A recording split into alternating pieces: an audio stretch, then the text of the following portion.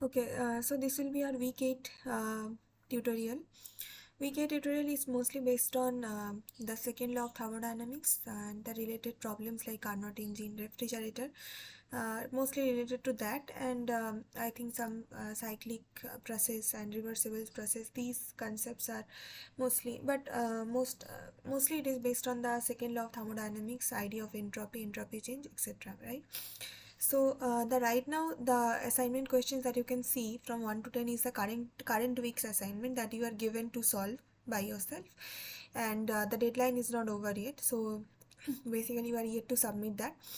But so first of all, what I will do is that I will first skip this question for now. I will come back to these at the end of the session. But these questions which are somehow common or somehow similar, some questions are exactly same to the current week's assignment. This is practice assignment of week 8. So this is what I am going to solve first,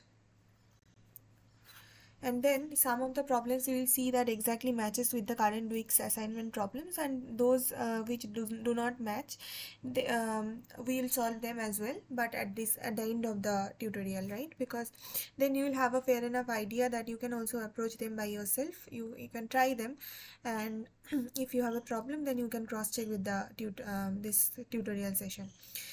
Right, so let us begin. So then number 1 is that a Carnot engine whose low temperature reservoir is at 7 degrees centigrade has an efficiency of uh, has an efficiency of 50%. It is desired to increase the efficiency to 70%. Then by how many degrees should the temperature of the high temperature reservoir be increased? So first of all, understand this question, that this is a question based on the Carnot engine, right? So you have probably gone through the lecture videos and the lecture materials, that the basic efficient rule for like how we deal with how the Carnot engine operates and how the efficiency is measured, that thing is probably known to you. So I'll also showing that to you again. But it says that the there is always a low temperature reservoir and a high temperature reservoir for a Carnot engine or refrigerator, whatever. So in this case, the low temperature reservoir value has been specified to be 7 degrees centigrade and the efficiency is also specified. Then you are asked that if the efficiency is to increase to 70%, then the high temperature reservoir temperature, how much that should be increased, right? So let us now choose our page and start solving this. So first we will solve the practice assignment solution, right? Right. So question number 1 is based on Carnot engine.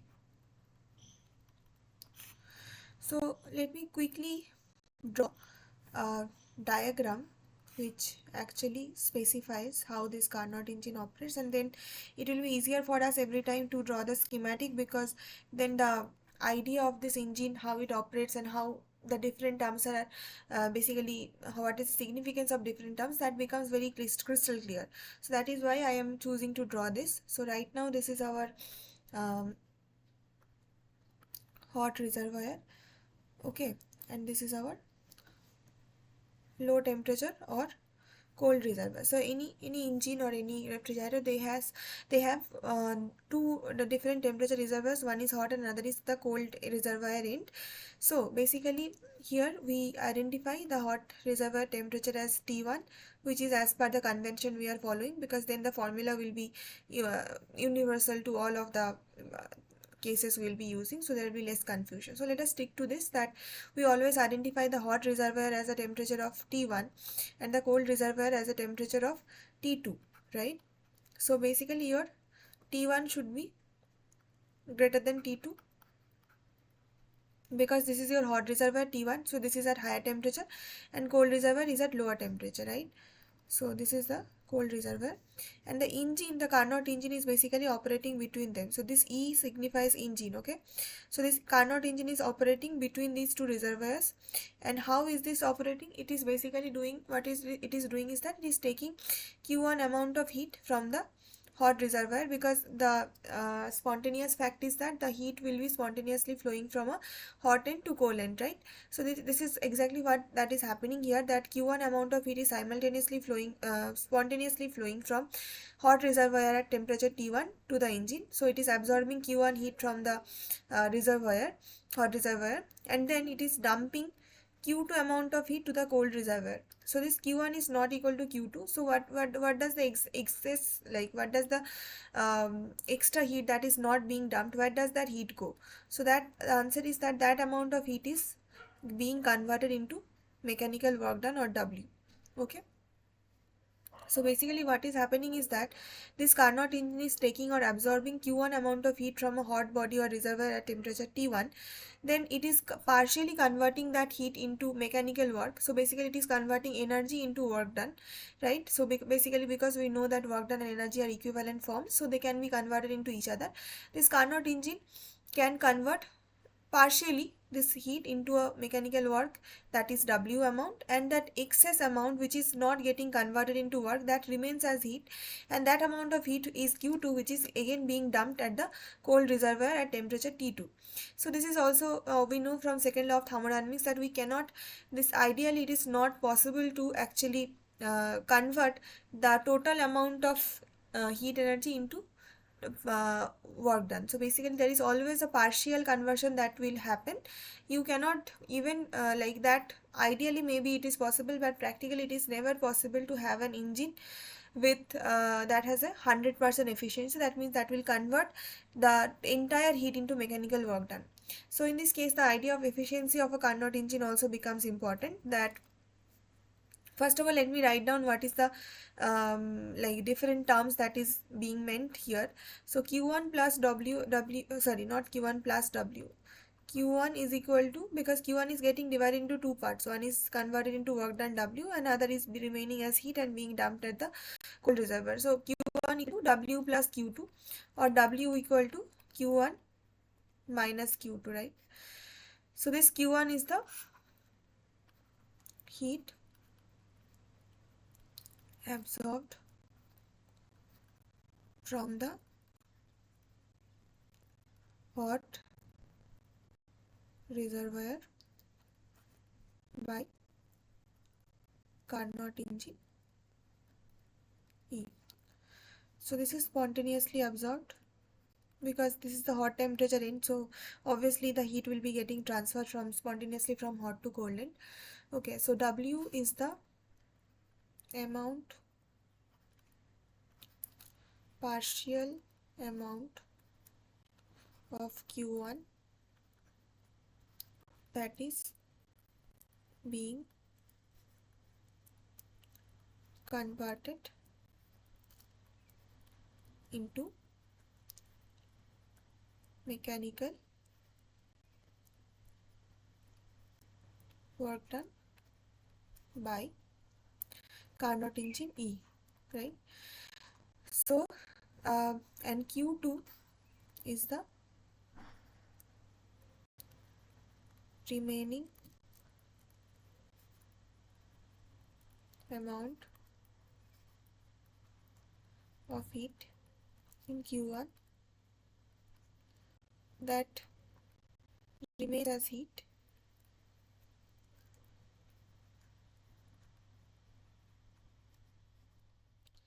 and dumped into cold reservoir at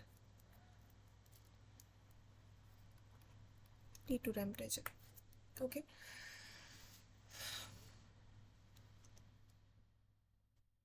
Right. So up to this part it is fine. So I'm not getting into further details how this engine works or not, because that you can follow from the lecture material. But just for the sake of the first time, I am explaining the different meaning of the different terms and how they are correlated, so that from next time onwards I'll be directly using the formula of Carnot engine.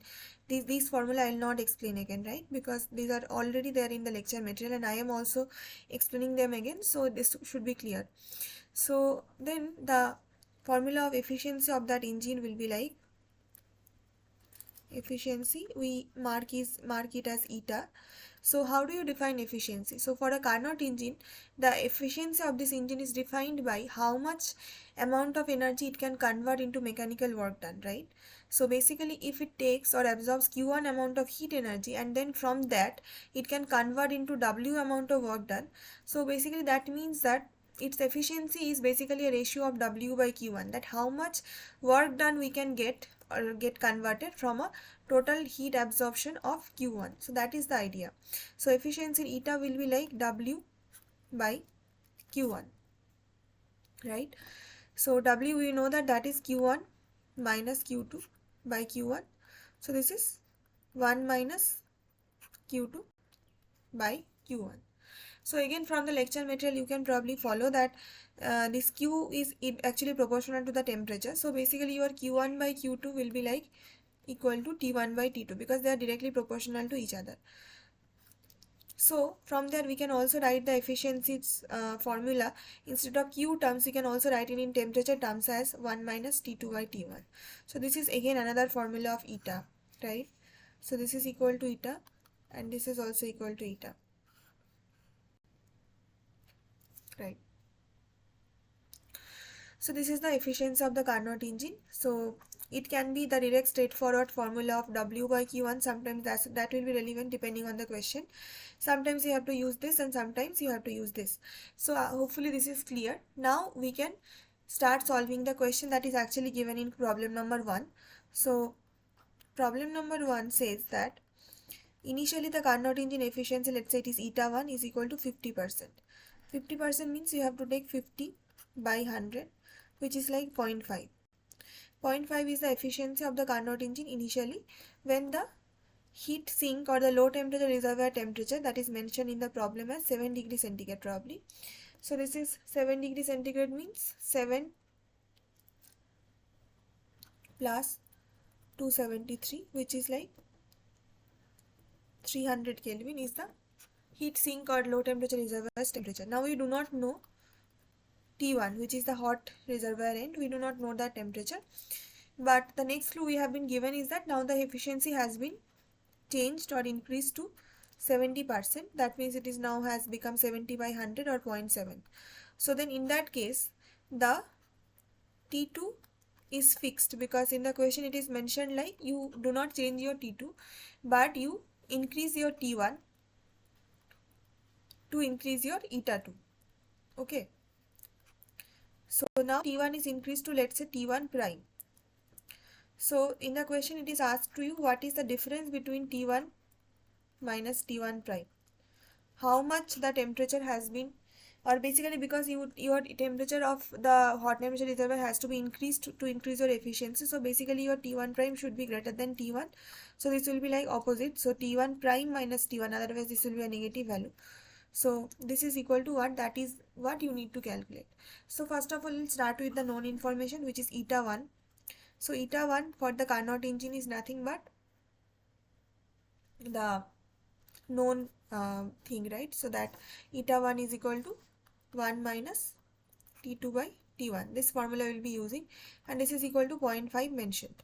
So now you know your T2, right? Initially your T2 is 300 Kelvin and T1 was the initial case when the efficiency was 0.5, then T1 was the hot reservoir's temperature. So your 300 by T1 will be 1 minus 0.5 equal to 0.5, and your T1 will be 300 by 0.5, or this is 300 by half. 300 into 2 is 600 Kelvin. Then the next part, when it is said that your eta has been changed or increased to eta 2, now eta 2 is equal to 0.7. So let's just see that you have now got the temperature of the hot reservoir for the case when eta 1 was 0.5. Now for the case when eta 2 is equal to 0.7, and in the question it is mentioned that we do not change our cold reservoir temperature, that is remaining unchanged, so it is again 300 Kelvin. So then for this case, what is T1? The increased value of T1 is basically T1 prime. So how do you calculate that? So now eta 2 is equal to just 1 minus T2 remaining same, and T1 now becoming T1 prime. This is equal to 0.7, right? Now this is 1 minus 300 by T1 prime equal to 0.7. So this is 300 by T1 prime equal to 1 minus 0.7 is 0.3. So T1 prime equal to 300 by 0.3 is equal to 3000 by 3 equal to 1000 Kelvin. So the difference of T1 prime minus T1 is equal to 1000 minus 600 equal to 400 Kelvin. So to increase eta 0.5 to 0.7 value, keeping T2 fixed, hot reservoir temperature, that is T1 basically, has to be raised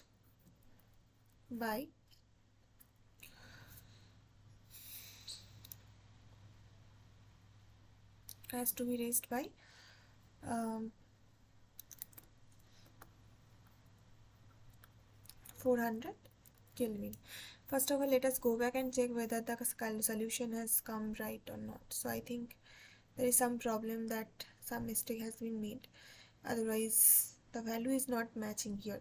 So let me just verify whether I have done any calculation mistake.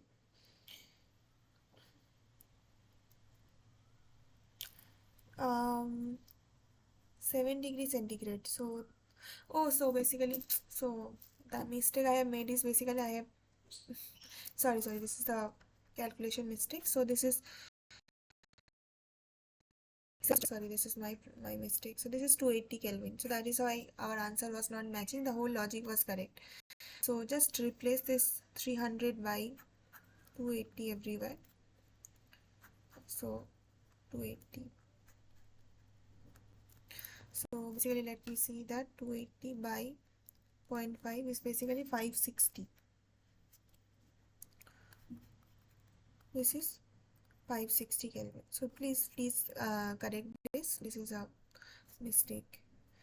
So now here also T2 will be 280. 280. 280. 280 by 0.3 will be, let me check, 280 by 0.3, 933.3. So this is 933.3 Kelvin. So now the difference will be 933.3 minus 560 equal to 333.3 Kelvin. 373.3 Kelvin. So your temperature has to be raised by 373.3 Kelvin. Now let us go back and check. Yes, now it is matching. So earlier we had a small problem mistake in the calculation. So now it is, and the accepted answer is also C. Now we can just notice quickly one thing, that when the efficiency of the Carnot engine is written as 1 minus T2 by T1, so that means your eta can be increased if your, so how can you increase your eta? So one option is that, so obviously to increase your eta, the second term, that is after the minus sign, has to be decreased, so that overall this 1 minus this term should be increase, and as well as eta will increase. So how the second term will decrease? So there are two possibilities. One is that you have to decrease your T2, or the other possibility is that you have to increase your T1. So if you increase your T1, so obviously T2 by T1 will decrease, and if you decrease your T2, then also T2 by T1 will decrease. So there are two options. So I think there is a question regarding this in one of the problems as well. So that will also solve later on. But right now just mark this, because in the question it is asked like that, that two options to increase the efficiency eta is, one is decrease T2 and the second one is increase T1. Both are the options. So in the question they have chosen to actually keep T2 unchanged or fixed, or the cold reservoir's temperature is fixed, and only to increase eta they have increased the source or the hot reservoir's temperature, which is T1. So this is according to the formula of the Carnot engine efficiency. So this is done. Now the second question comes. So second question is probably, I think, common with the current assignment problem. Let us go back. So this 5 kg of water at 0 degree, something like that. So where is this question here? Let us find out. In current week's assignment, oh yeah, this is the second question that they have given. I think the values are slightly different for this week and earlier week. But it is also the same question, that 5 kg of water at 0 degree mixed with equal mass of water at 80 degree. Then what is the change in entropy where the specific heat of water is 4.2 kilojoule per kg Kelvin between this range. And what is this question? Again, 5 kg of water mixed with equal mass of water at 80 degree centigrade. Then change in entropy calculate. Only the difference that they have made between these two questions is that they have changed the specific heat value of water that is given, or that will ultimately come the same, because you know the water specific heat is a constant standard value, so you cannot change that. So only the units they have changed, otherwise the whole thing is that just the same. Here they have mentioned in 1 kilocalorie per kg degree centigrade unit. So if you convert it into joule, so you know that 1 kilocalorie equal to 10 to the power 3 calorie, and you know that 1 calorie is equal to 4.2 joule, right? So if you convert this 1 kilo to joule, so this will be like 4.2 into 10 cube joule, or this is equal to 4.2 kilojoule. So this is the same question as given in the current week's assignment. So basically let us solve this, so then both the questions will be solved together. So even this week's assignment question, one question will also be covered. So just like I said, that they have given the exact same question, only they have changed the unit of the specific heat of water, otherwise the whole thing will just the same. So let us solve this. Again read the question, that 5 kg mass of water at 0 degree centigrade is mixed with 5 kg of water at 80 degree centigrade. Then what is the, after the mixture, what is the change of the entropy? So basically before they are mixed they have a certain entropy, and after they are mixed together they have a combined entropy. So what is the change in entropy you have to calculate. So you know that hardly in most of the questions we only calculate the change in entropy, we do not calculate the absolute value of entropy. Okay, so here we will be doing the same, that we will calculate the change in entropy. So let us take a page and start solving.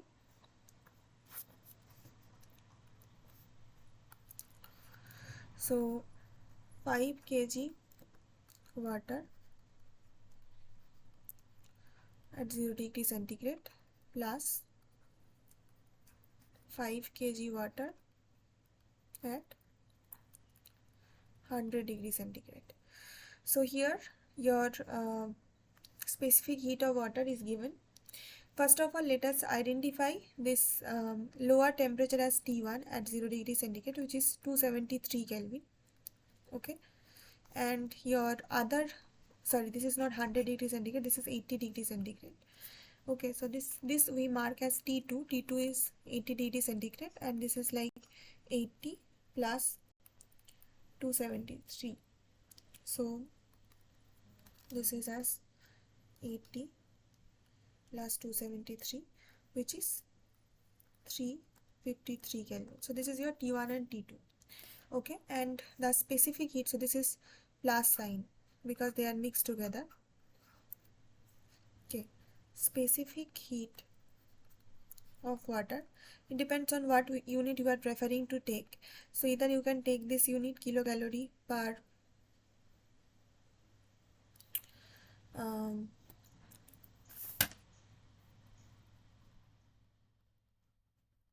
kg, I think it was degree centigrade or kg degree centigrade.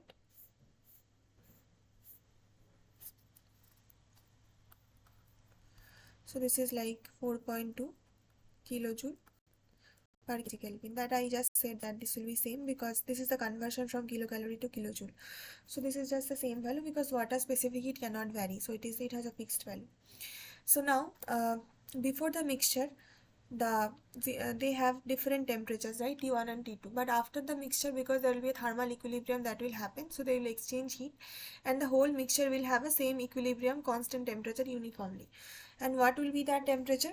Basically, very simply, that will be the average of these different two temperatures, T1 and T2, because when they are mixed, the hot temperature or the higher temperature will be actually decreasing, and the lower temperature will be extending, because heat exchange is going on, and they will be equilibrating at a constant like mid average temperature.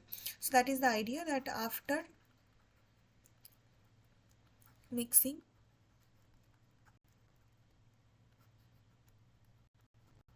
the final temperature of the mixture is equal to T average is equal to T1 plus T2 by 2. What is this value is like? 273 plus 353 by 2. Or you can also take it in degree centigrade as well, and then finally convert into Kelvin. Both will be the same. So like 0 plus 80 by 2 is equal to 40 degrees centigrade, which is like 40 plus 273 is 313 Kelvin.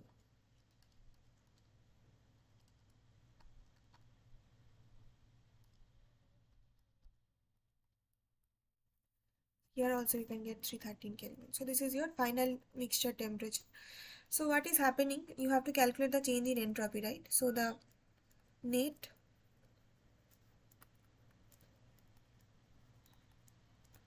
change in entropy is equal to delta S. It is a combination of two different entropy change, delta S1 and delta S2. And what are these different terms? Delta S1 is the change in entropy of sample 1. So we identify sample 1 is the 5 kg water at 0 degree centigrade. So this we identify as our sample 1, because this is one of the samples in the mixture finally, and the other thing which is at 80 degree centigrade, that what we call it as sample 2. This is for our identification and our convenience. So change in entropy of sample 1 from a temperature of T1 to a final temperature of T average is giving you delta S1. And similarly, the change in entropy of sample 2 from temperature of T2 to T average is giving you delta S2, right? Now this thing is clear that you have to take a combination of both two contributions. Now you have to also understand what is the formula for entropy change for such cases. So you know that so first of all, let me write down what is the basic structure of entropy change. So you can write ds equal to dq by 2 dq by t, right? So ds is the change in entropy, infinitesimal change in entropy, and dq is the infinitesimal amount of heat that is being taken, absorbed, and t is the temperature of that system. So in this case, because we are considering a very small amount of heat has been observed, and this leads to a very infinitesimal amount of entropy change, so we assume as if the temperature of the system has not changed by the heat exchange at all, so it has remained as the temperature T. So by this assumption, we can write down this entropy change is the ratio of the heat absorbed divided by the temperature of the system at that point, which has not changed much by that small amount of change. But now we have to calculate the change in entropy uh, for a temperature change of a significant value from a particular initial value to a final value. Then how do you do that? It is very simple, that you know what is your dq is like. Dq is like mc dt.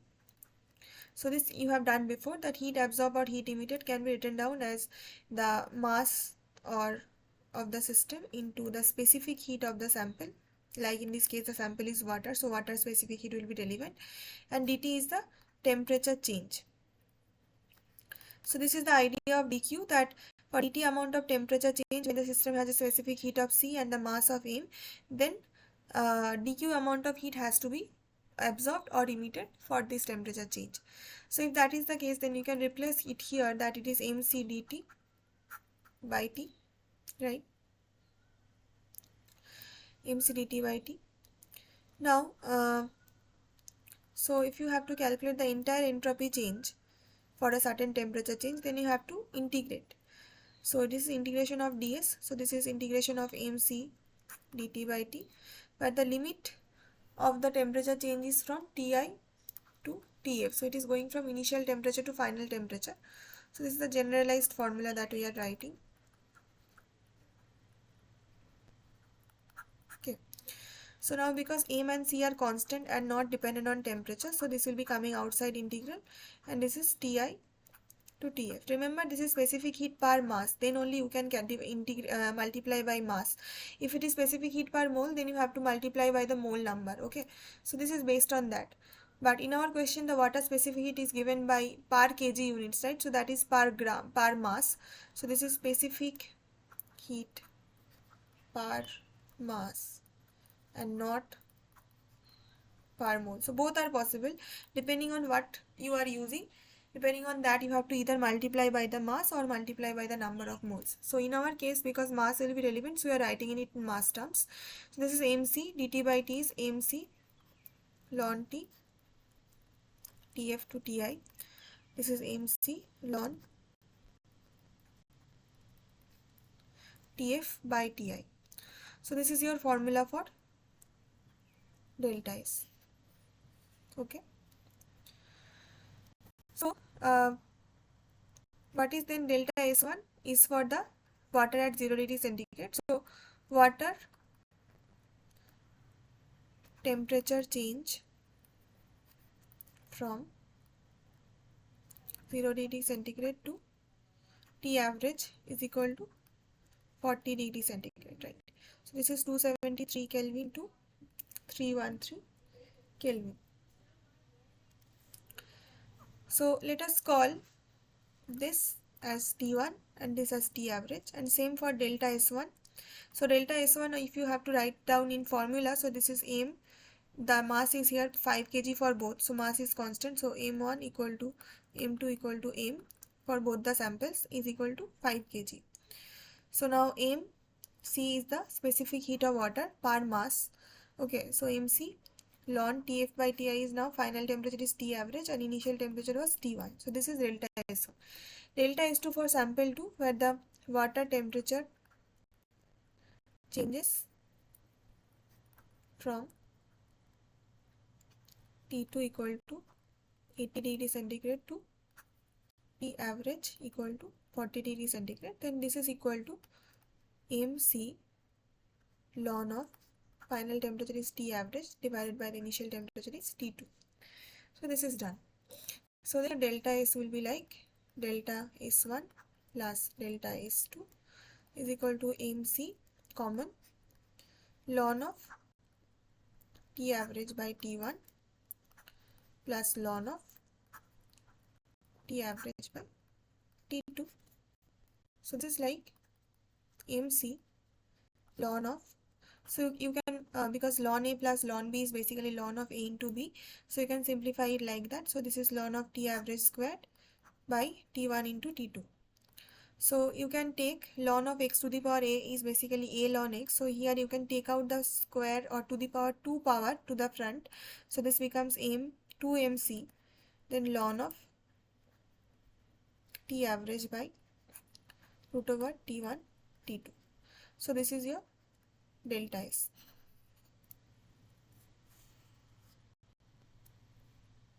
Final. So once you have obtained the formula for delta S, now it is very easy to just put the values. So here m is 5 kg and c is 4.2 kilojoule per kg Kelvin. So this kg and kg cancelling out, and ln, so this is a ratio, so this will not have any unit. So delta S has a unit of heat divided by temperature because it is dq by t essentially. So that will again we get, because you are getting kilojoule per Kelvin already, so which is the in unit of entropy. So ln of T average is basically what was 313 Kelvin, and this is basically root over of 312 is 273 into 353 Kelvin. So you can take your calculator and you can calculate. I have already done the calculation by myself, so you can verify that the value will come as 0.3458 kilojoule per Kelvin, which is like, you can convert into joule because then it becomes 345.8 joule per Kelvin. So this is your total entropy change for this problem of this mixing of two different temperature waters. So let us cross check whether our answer has been correct or not. So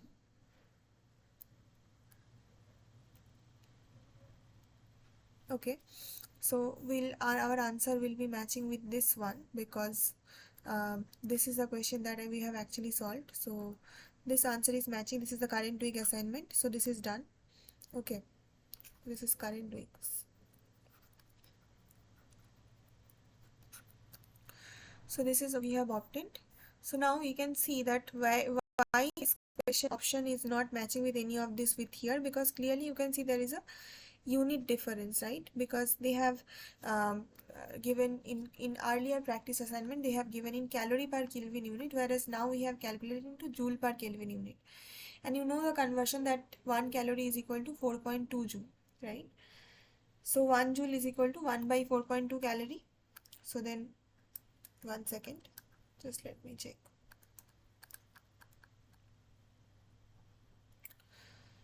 So yeah, so that is why the answer has been different here, because here the everything is same, only the unit has been different.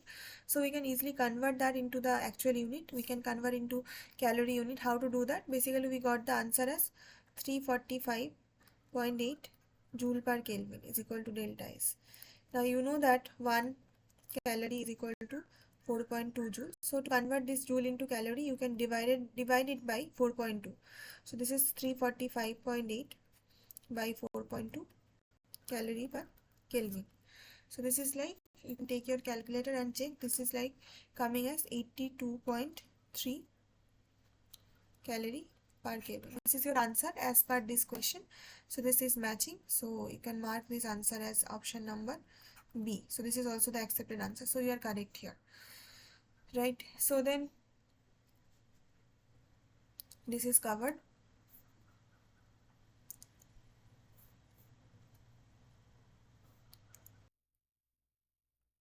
Okay, so we are here that we are discussing problem number 2, which is basically common in both practice week and in the current week's assignment. So that is that, right?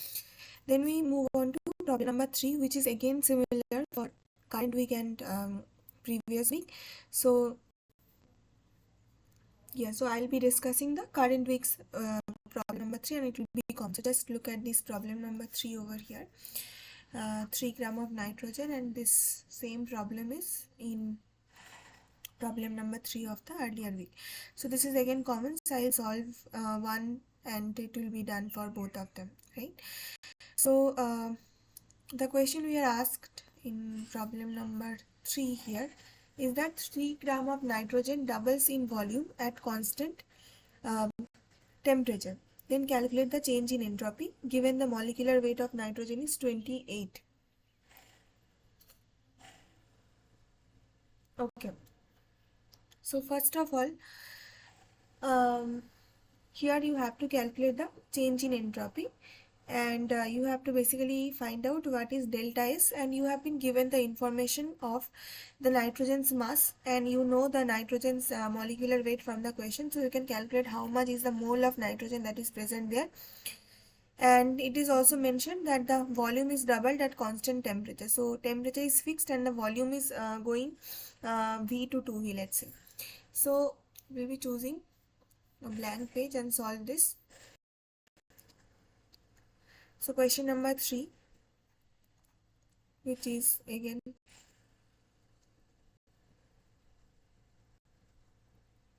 for past and common.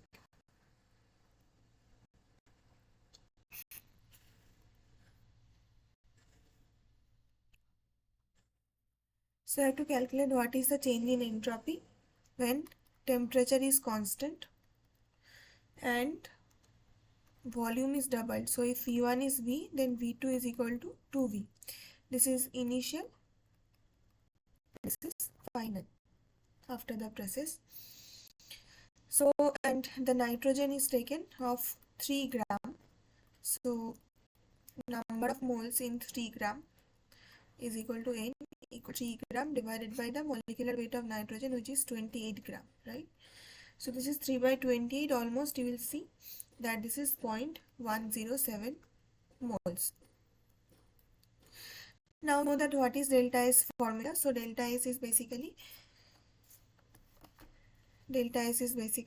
equal to delta Q by T. So it is the change for unit change in temperature, how much heat would you require, that is the change in entropy delta S.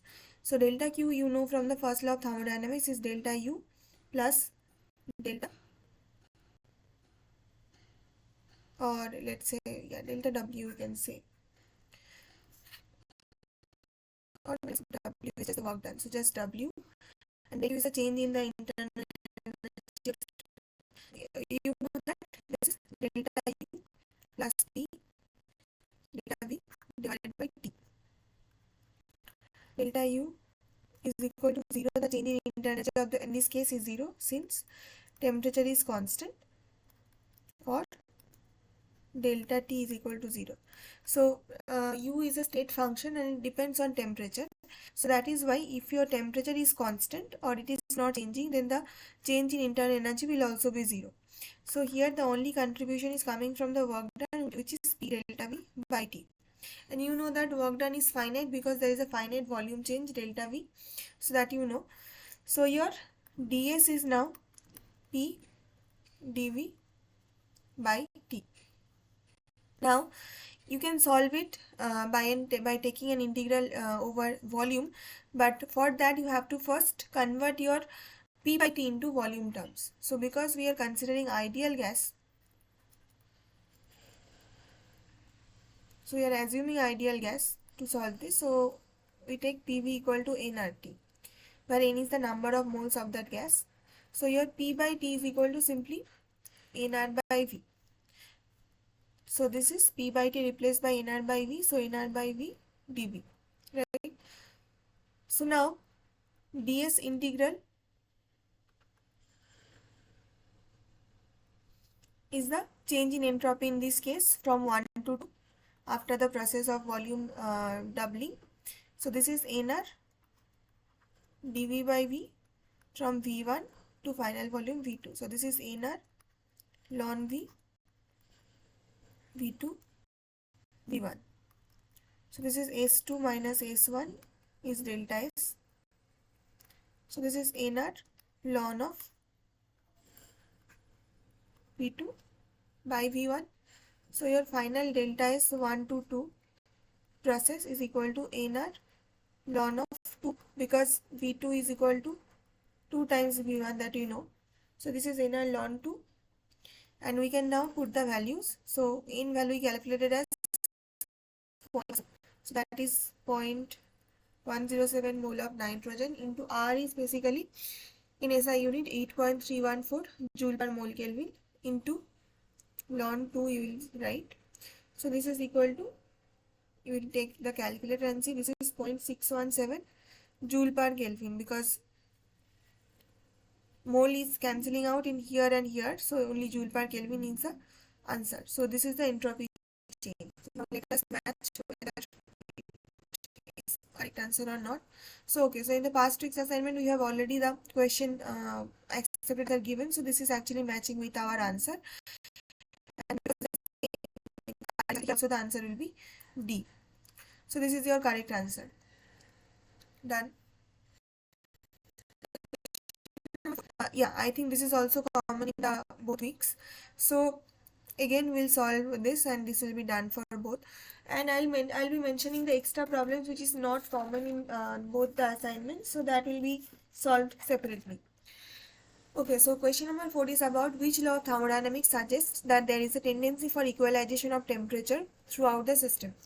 Okay, so obviously the answer will be zeroth law, and I'll just briefly explain why, because I think you have studied in the zeroth law of thermodynamics that zeroth law of thermodynamics states that if you have a system A which is in thermal equilibrium with a system B, okay, So that means these two systems can exchange heat in between each other. Okay, and eventually they will reach a thermal equilibrium where their temperatures are equal. So this is TA is the temperature of A and TB is the temperature of B, and the condition of them being in thermal equilibrium is that thermal equilibrium is that their temperatures will be same, that is TA equal to TB when A and B are in thermal equilibrium. Now if you add or introduce a third system which is C, and if you give the condition that this third system can exchange heat with A, system A. So let's say here the heat exchange is Q prime is allowed here, but B and C are not exchanging heat with each other, let's say for now, and the temperature on C is Tc. So because A and C will eventually again reach thermal equilibrium because they are exchanging heat with each other. So A and C being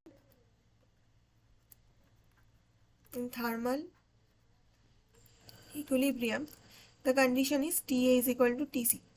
So you have separately two different conditions, one is T equal to Tb and the other is TA equal to Tc, where the system A is in common and both it is able to exchange heat with both system B and C. So even though B and C are not directly exchanging heat with each other, but they will be in thermal equilibrium with each other via the third system third system A. So these two systems B and C, they are not directly exchanging heat with each other, but they are indirectly exchanging heat and coming into thermal equilibrium with each other via this third system A. So what you will have is that your TA is equal to TB equal to TC. So all three systems are in thermal equilibrium and their temperature is equalized. So what you get here is that there is a tendency for equalization of temperature throughout the system. So this is the idea of zeroth law. So this matches with the statement given here. So our correct answer is option number A, and it will be same for here the assessment also. So this is also option number A. Now question number 5, let's see whether it is already common or not, so then we can calculate it commonly. So this is about 1 kg of ice and the answers are the key points at this. So let us check question number 5 part also. Yeah, so this is also common. So we'll be solving this and eventually we'll get the answer and see whether it matches with our answer or not. So let us read the from here. Question number 5 is that calculate the entropy increase when 1 kg of ice at minus 10 degrees centigrade is converted into steam at 100 degrees centigrade. So given the specific heat of ice is this, remember the unit is kilocalorie per kg degree centigrade. So you have to be cautious that you are using kilocalorie unit or joule unit, and the final answer keys are in kilojoule unit, so you have to convert accordingly. Latent heat of ice is 3.4 × 10 to the power 5 joule per kg. Latent heat of steam is also in joule per kg given, and the specific heat of water is again kilocalorie per kg degree centigrade given. Okay, so basically what it is mentioned here is that you have 1 kg of ice which has a temperature below 0 degree, which is minus 10 degrees centigrade, and that ice is getting converted into a different phase which is the steam phase, and its temperature is also changing, hence because steam is at a different phase, its temperature will be increased. So from ice state it was minus 10 degrees centigrade, then it is converted into steam at 100 degrees centigrade. So two things are changing. One is the temperature of the system is changing from minus 10 to 100, alright, and the phase of the system is also changing from ice to steam. So and now you have to also take care of the fact that ice cannot directly convert into steam just like that. So we have to also consider an intermediate phase, which is the water phase. So first of all, ice changes into water and then that water changes into steam with further rise of temperature. So you have to consider step by step that for case of ice, it was below 0 degree at minus 10 degrees centigrade, then it gets converted into water by melting. Then its temperature will be increased at least to 0 degree to melt the ice, and when it is further the temperature is increased of the water, so when it reaches 100 degree, that is a vaporization point of water, so it gets converted into steam. So three different phases are involved here, and this is very interesting because now we have to consider the entropy change for both the phase change of the system and also the temperature change of the system. Now, because you have to consider the change of phase and the corresponding entropy change, so therefore you have the information about the latent heat, because latent heat is the heat that is associated with the change in phase and not change in temperature. So from there, from that heat, you will get the idea of entropy change for that particular case of phase change, and that's because that is two-step phase change. So latent heat of ice and latent heat of steam both are given, right? And the specific heat of ice and water will be useful when you have to consider the entropy change because of the temperature change of the system. So there are four things that needs to be considered simultaneously. So let us start solving this problem step by step, because this will be a rigorous problem. You have the final answer will not come back here. So let us start.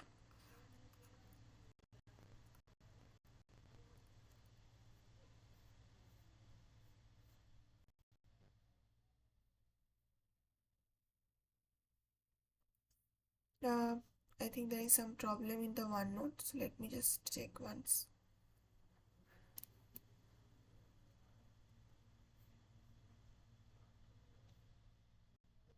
Yep, so fine. Right, let us continue. Common for both assignments. Okay, so now let's start solving this. So in the problem you have ice at minus 10 degrees centigrade converting into steam at 100 degrees centigrade, right? So this temperature you consider as T minus 10 and this temperature you identify as T100. Okay, and you have to consider, you cannot just jump through the phase, like you cannot directly go from ice to steam. You have to go through the intermediate phase, which is the water phase. So the intermediate phase here is the water phase. So what you have is that you cannot directly go from ice to steam, but you are in ice, then you are in water phase. So initially when the ice melts down at 0 degree centigrade, so the water temperature we considered to be T naught at 0 degree centigrade, and then you have steam for further rise in temperature, which we take T100 equal to 100 degree centigrade. So you go from ice to water, then water to steam. This is the whole process. Okay, so let us also remove this arrow. Now let us consider step by step. So there is a phase change and there is a temperature change. Phase change is marked by this boxes, ice to water to steam, and temperature change is marked by this circle, red circles I am making right now. So T minus 10 to T naught, and then T naught to finally T100. So these are the two cases you need to consider. So your total net change in entropy at the end of this process equal to delta S, which we divide in four parts: delta S1 plus delta S2 plus delta S3 plus delta S4. So delta S1 is, first of all, will be the change in entropy due to temperature change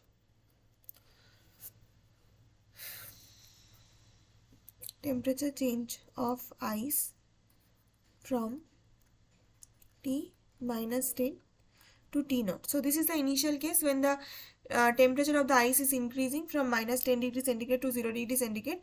So it has not yet changed the phase, it has not yet turned into water, but it is in the temperature changing state where the temperature is rising, and eventually it will lead to a change in phase, that ice will get converted into water. But initially we just take into account the change in temperature, because initially the ice remained ice and the temperature was gradually increasing, right? So that is what we are considering, that the temperature change of ice is minus 10 to t minus 10 to t naught. So this is the initial contribution to entropy change, delta S1.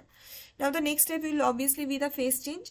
Now when the temperature of the ice has reached 0 degree centigrade, which is T naught, so now the temperature will remain constant at T naught and the phase will get changed from ice to water, because you know that during the phase change the temperature does not get modified. So that is when latent heat comes into the picture. So it is a change in entropy due to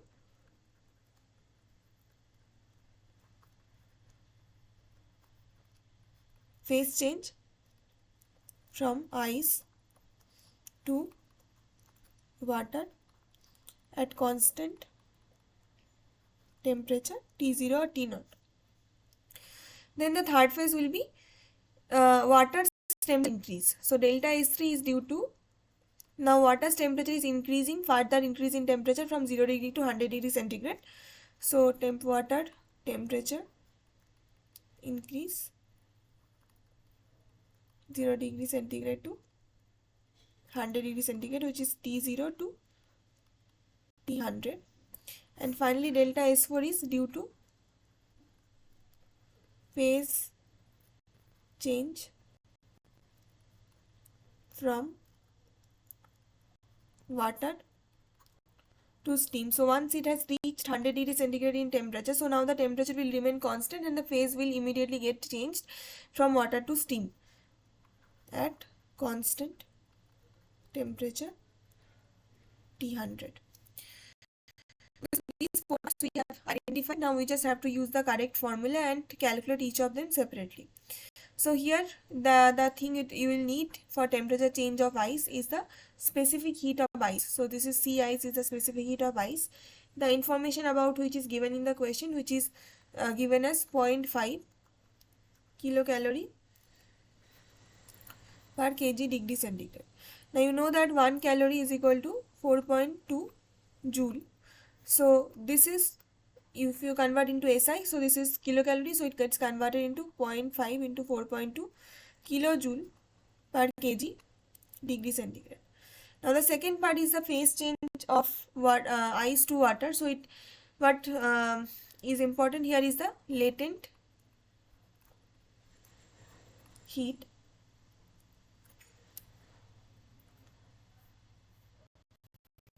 So let us go back to the question and see what was the value.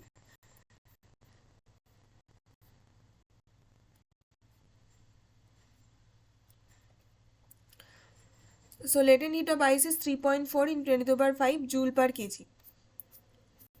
So here,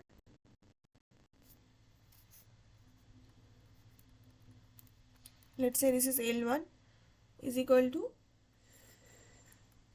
3.4 into 10 to the power 5 joule per kg. So since the final answer is always in kilojoule in the answer keys, so we directly convert in from the starting in kilojoule unit. So this is 10 to the power 5. So if you convert into kilojoule, so this becomes 10 to the power 2. This is kilojoule per kg. Now the third part is the temperature change of water from 0 degree to 100 degree centigrade. So what is important here is the specific heat of water, which is CW for water specific heat, which is also given in the question as 1 kilocalorie per kg degree centigrade, which is basically 4.2 kilojoule per kg degree centigrade. And the finally is the phase change from water to steam. So here the latent heat is mentioned of steam, which is L2 is equal to 22.68 given in the question in 10 to the power 5 joule per kg. So again we convert into kilojoule. So this is 22.68 into 10 square kilojoule per kg. So now you have to also remember that this phase change is happening at constant temperature. So this is happening at T not equal to fixed during this phase change of ice to water, and during the phase change of water to steam, temperature are fixed at T100. Okay. and during the temperature changes, phase fixed. Okay. Now, how do you calculate the change in entropy? So for the case when you have a temperature change, what you do is that this delta ds equal to dq by t, and dq is nothing but tds. uh, Sorry, not, this will not do. So dq is basically, you can say that this is m c dt. Why mc dt is dq? Mc dt is dq when c is the specific heat per mass or mole mass specific heat, or in gram or per kilogram unit, then this is mcdt, because you know the specific heat is the heat that is required for unit change in temperature. And if it is specific heat per unit mass, like if this is joule per kg units, so then this is the specific heat, this is the heat that will be required for unit temperature change for unit mass, right? So then what is the net temperature heat that is required? So obviously you have to multiply the specific heat with the total mass, which is m, and dt is the net temperature change in this case. So that is how you get the formula of dq equal to mc dt, and that is what you replace here. If you sometimes have the specific heat as molar specific heat or the specific heat per unit mole, then instead of mass you have to multiply by number of moles n. But in our case, since all our units of specific heat of water and ice are given in per kg unit, so this is obviously per mass, so you have to multiply by mass and not mole. So just be sure of that when the question is slightly modified and you have been given specific heat per mole, so then just multiply, instead of m you multiply by n, which is the number of moles. Here we stick to m, and this gives us, so if this is a delta s equal to ds from 1 to 2, so then this will be like, we are right now making a general formula, and then we'll use it in our specific case. So if the final temperature is T2, from T1 is the initial temperature, so this is mc ln of T2 by T1 is the change in entropy. This is the formula for entropy change at constant phase only by changing temperature. So there is another formula of specific heat. What is a change in specific heat for the phase change in phase? So what will be, that is ds equal to again dq by t. Now for phase change, you know that heat that is required for phase change is the latent heat. So latent is again given in the question in per mass unit, so per joule per kg etc. So obviously for getting the net latent heat for the total mass, you have to multiply it by the mass. So this is just m times L by T, okay, where L is the latent heat per unit mass, this is given commonly. So then you have to multiply by m to get the total heat, divided by the temperature, which is fixed during the phase change process. So this is the formula of entropy change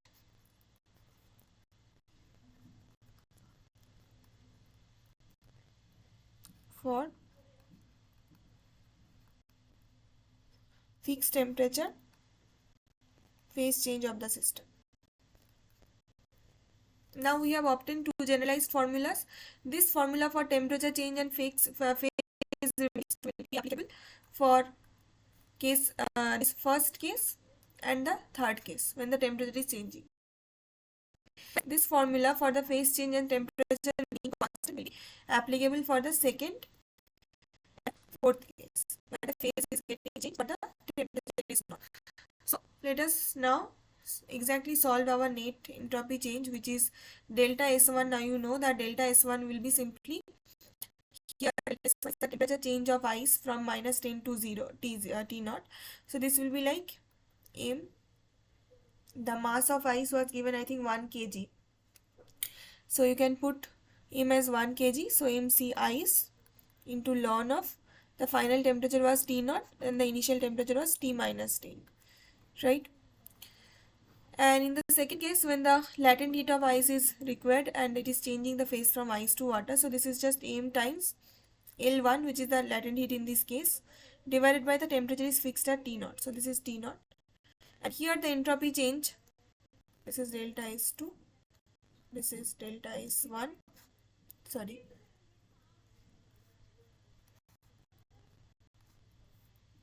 And delta S3 is like the temperature change of water from T naught to T100. So this is again m C water ln of final temperature is T100 by initial is T naught, and the final is the change in phase. So this is m times L2 divided by the temperature is fixed at T100. So all four formulas given. So now just substitute the values and you will be getting the answer. So first of all, the mass is given for 1 kg. So this is 1 kg given for all. So the delta S1 part is m C ice.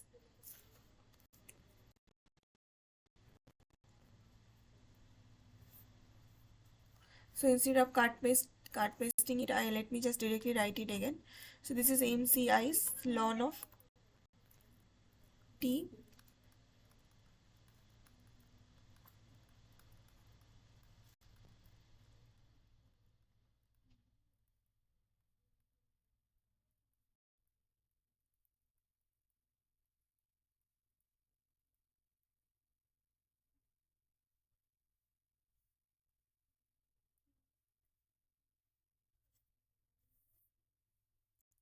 So this is 1 kg into C of ice was given as 0.5 into 4.2 to convert into kilojoule per kg Kelvin into ln of T naught is basically this is in Kelvin, so T naught is basically 273 and T minus 10 is minus 10 degrees centigrade plus 273 is 263 Kelvin. So this is again 263, okay, plus the first case latent heat was given as m is 1 kg, so this is 1 into latent heat is 3.4 into 10 squared kilojoule per kg Kelvin divided by temperature is 0 degree, so this is 273 Kelvin plus 1 into Cw is basically 4.2 kilojoule per kg degree centigrade, so this is Cw into ln of T100 by T naught, so this is 373 is 100 degrees centigrade divided by T naught is 273 plus the final is 1 into L2 is here 22.68 into 10 squared divided by T100 is basically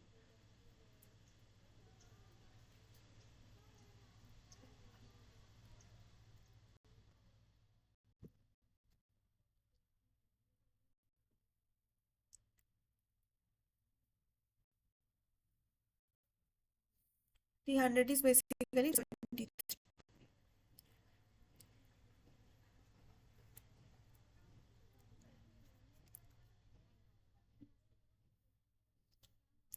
So if you calculate all of them, so you'll get 0.078.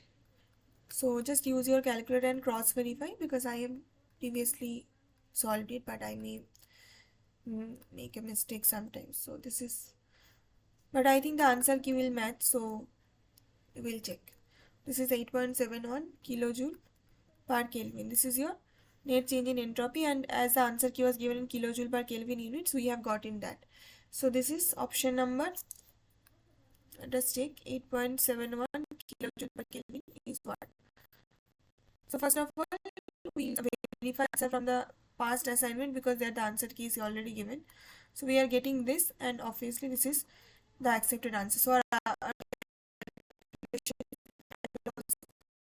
this is also question number 5, answer key is C. So this is done. Okay, so question number 6 is about, now question number 6 is I think different. This is not in the previous week's assignment, so this is new. So let us first solve this week's, like the present week's question number 6 and up to 10, and then after this question I turn to past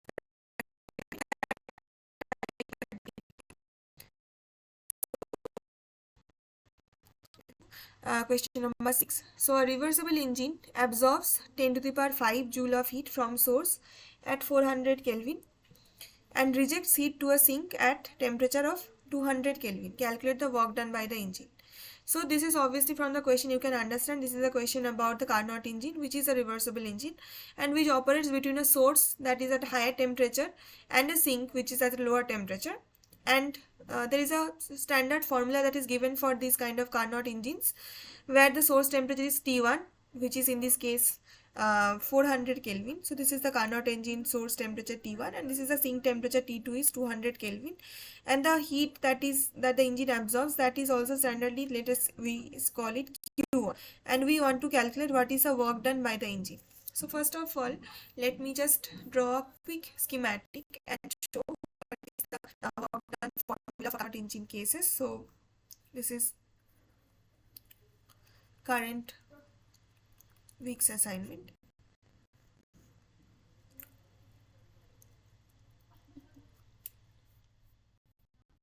So let me check whether I have solved all the questions from 1 to 4. Yeah, I think question number 1 was left. So we'll come back to this just after this question number 6 because this is not done in the current week's assignment. Okay, so current week's assignment.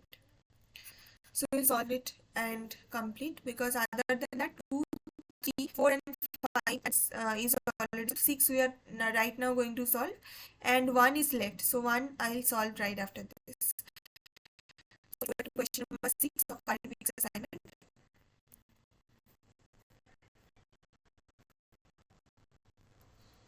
So question number 6 is about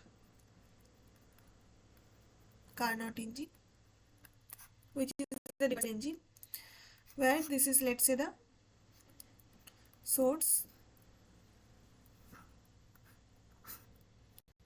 and this is the heat sink at temperature T2.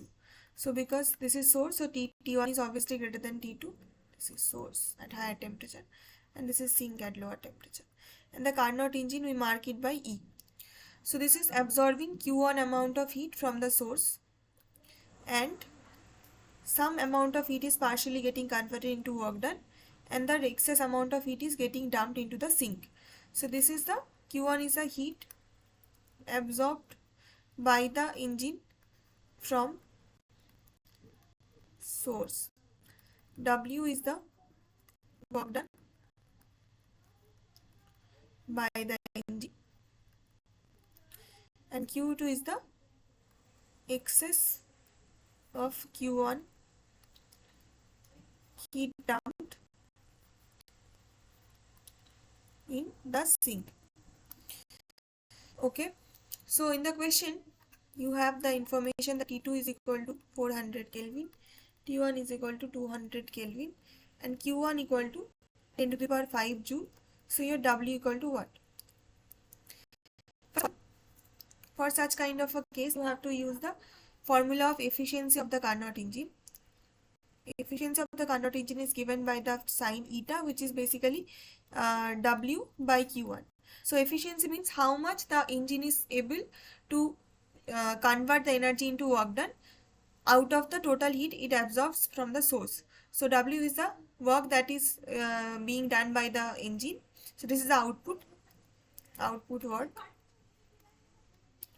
divided by, because this is efficiency, so we have to divide it by the input heat absorbed.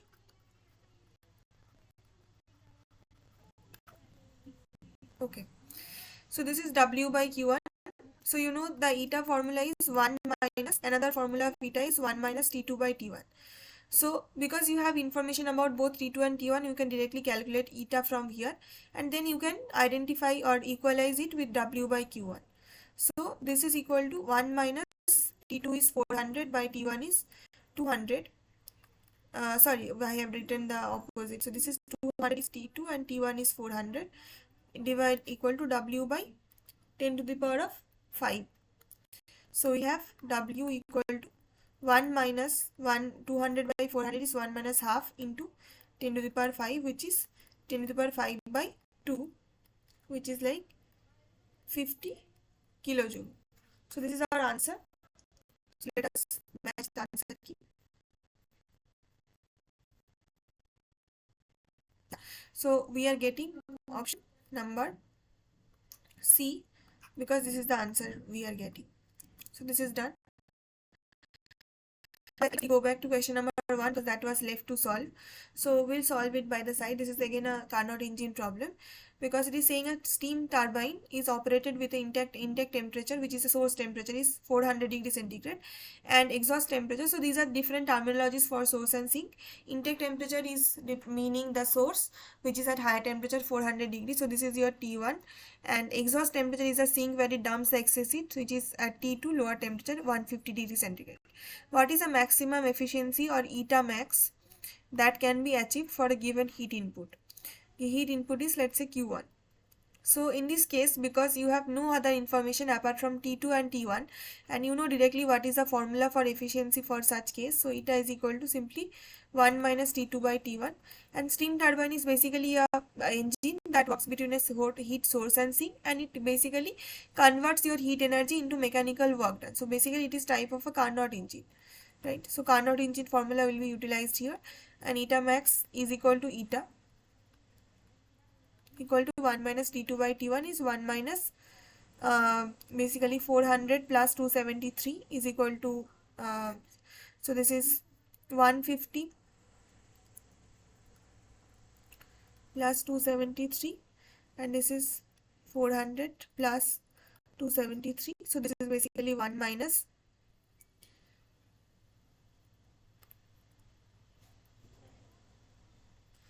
423 by 673 is equal to 0.37. So we are getting option number C, which is 0.37. So this is also solved. So we have 6 for current assignment.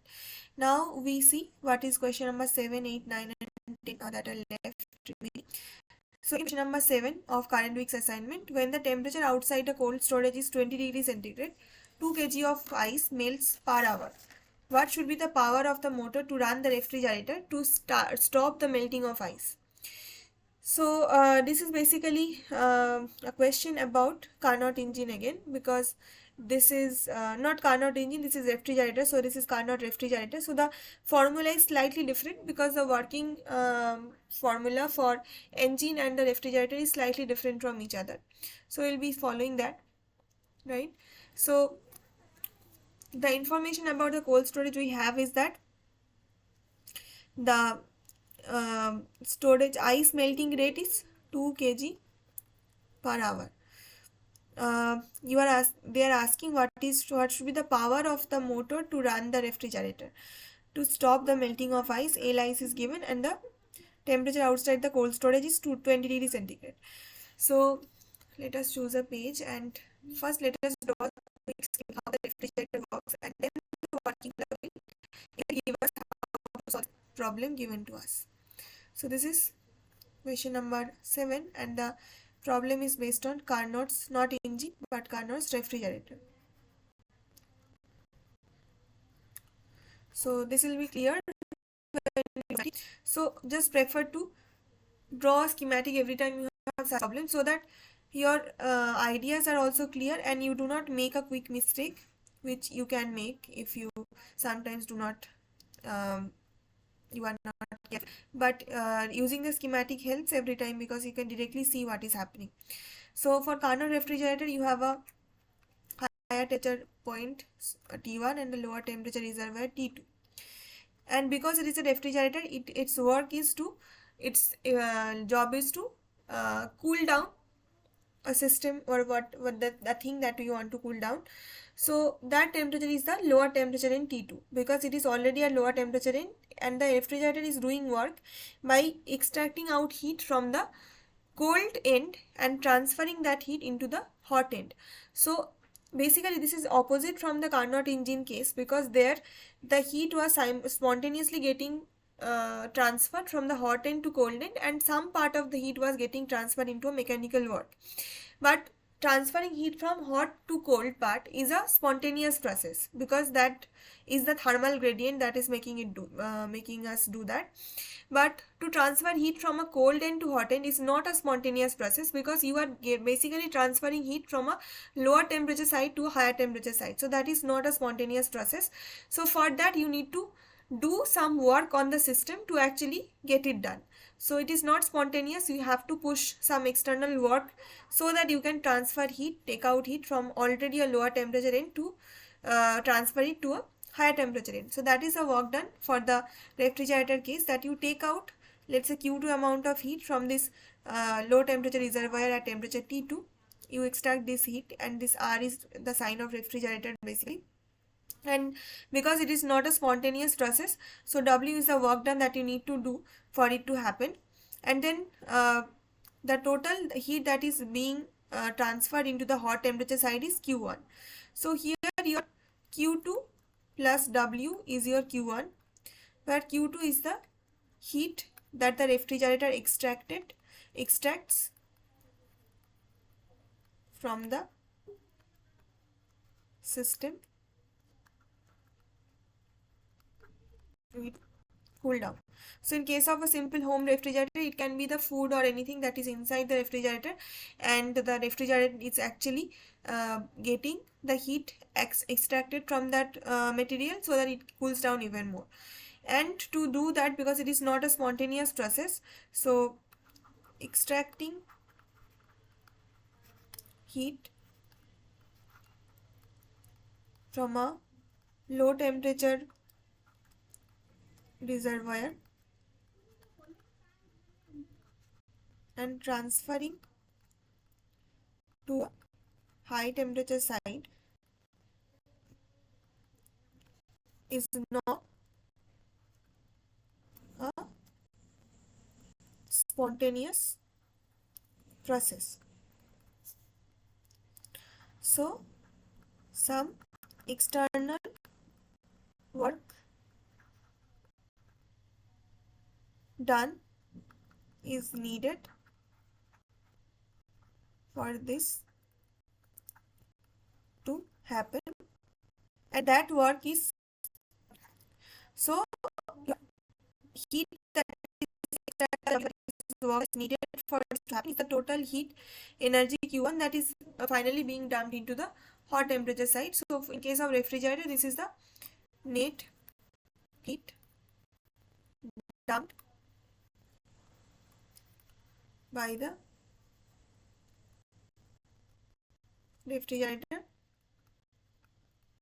into the hot side, which in this case, that is, it can be surrounding or outside the refrigerator, because it has to dissipate the heat somewhere. So if it is taking heat from or anything, or in case of cold storage, the ice in the cold storage, it is taking out heat from that ice and stopping it from melting, and to maintain it at low temperature, and then the heat is totally finally being dumped into the surroundings of that cold storage. So that is the outside environment. Okay, so this is the idea. So from here you can know what is the efficiency of this refrigerator is equal to eta R. We mark the refrigerator efficiency by eta R is equal to Q2 by W. Q2 is the output case in this case, because Q2 is the ability, Q2 shows the ability that how much heat the refrigerator can take out from the system, which is Q2. And the input is the work done, basically, because this is not a spontaneous process. So it needs input work done. So to actually make the heat get transferred from the low temperature to high temperature part. So this is the heat extraction output. This is the work input. So this is simply, you can write W as Q1 minus Q2. This is equal to Q2 by Q1 minus Q2. Okay, so in the question you have information about T1 and T2. um, how? Because T2 is the temperature inside the refrigerator or the cold storage, which is 0 degree centigrade, the temperature of ice, which is 273 Kelvin, ice temperature. And T1 is the temperature of the surrounding, that is the temperature outside the cold storage, which is also given in the question as 20 degree centigrade. So which is 20 degree centigrade. This is 20 plus 273 is equal to 293 Kelvin.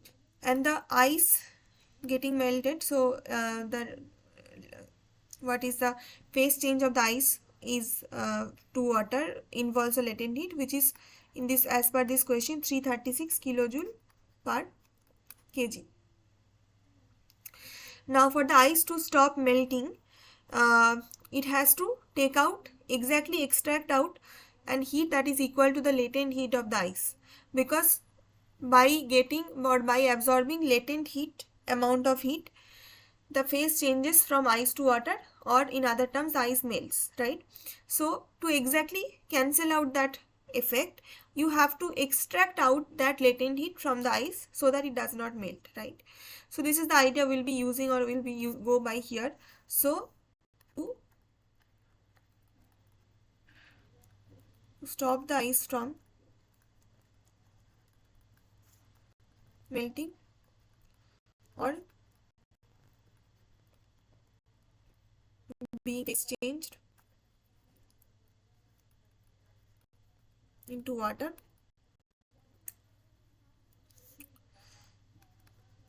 the heat that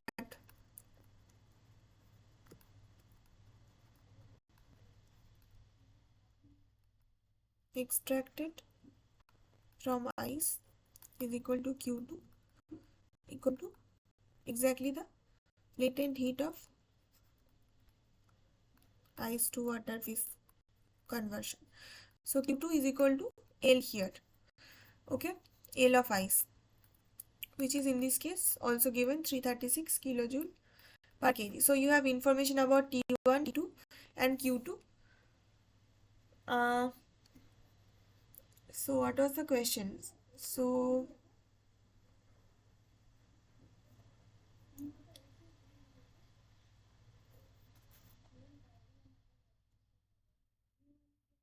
yeah, the question was how much, I think how much work needs to be done in this process. Let us once go back and read the question. So it was that what should be the power of the motor to run the refrigerator.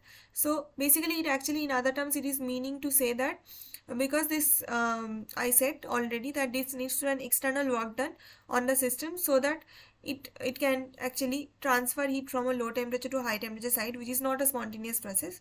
So that external work done is will be done by the motor, and that is actually obtained by the as the power of the motor. So basically we will get a work done which is in joule or kilojoule units, and we have this rate of ice melting per hour. So by using that in per hour or per unit time sense, you can get energy by time as the power of the motor. So that is the idea which we'll be using. So let us first calculate what is the work done in this case, and then we can divide by the power of the motor. So what is W? Work done for this to happen in the cold storage. This whole thing to happen in the cold storage, W is the work done. So as I told earlier from the schematic, that W is equal to nothing but Q1 minus Q2. And there is another, in this all cases, Q is proportional to T. So your Q1 by Q2, this ratio will be your T1 by T2. Now you know your T1, T2 and Q2. So from here you can get your Q1, which is Q2 times T1 by T2. Now Q2 is the latent heat, which is L of ice, T1 by T2. So A lies is given 336 kilojoule per kg into T1 is outside temperature, which is basically 293 Kelvin, divided by inside temperature is 273 Kelvin. So once you do that, you will get a value of Q1 as 360.6 kilojoule per kg.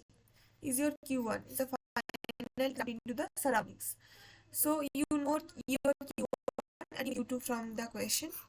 So from here you will do your work done. So this is Q1 minus Q2, 360 minus 6 minus 336, which is basically 24.62 kilojoule per kg. Now it is mentioned in the question that how much the power of the motor is needed for 2 kg of ice per hour to stop melting. So you have the mass of the ice mentioned as 2 kg. So if W work done is at 24.62 kilojoule per kg, so for 2 kg it will be 24.62 into 2 kilojoule work done, and this is per hour because the per hour is mentioned in the question. So this is 24.62 into 2 kilojoule by 1 hour. So if you have to convert finally into watt, so basically you have to go from joule per second. You have to go to joule per second from this kilojoule per hour unit. So this is 24.62 into 2 to 10 cube joule per 1 hour is 3600 seconds. So this is basically, you will get an answer by solving this in calculator, 13.675 joule per second, or this is nearly equal to 13.6. So this is power of the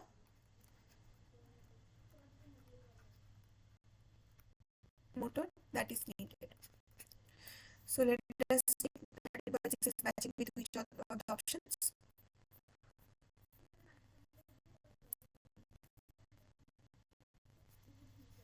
Yeah, so this is exactly matching with option number B. So our correct answer is option number B for question number 7. Now for question number 8 is that a Carnot engine with efficiency 0.6 drives a Carnot refrigerator with COP. So for refrigerator, instead of efficiency, they standardly write as coefficient of performance, which is in short COP. Okay, so don't get confused by that. This is just a terminology because engine and the refrigerator's efficiency is defined in different ways. So sometimes it is like this has different terms. For eta is the efficiency of the Carnot engine and COP is the coefficient of performance for the refrigerator, which I just in the earlier question mentioned and written as the same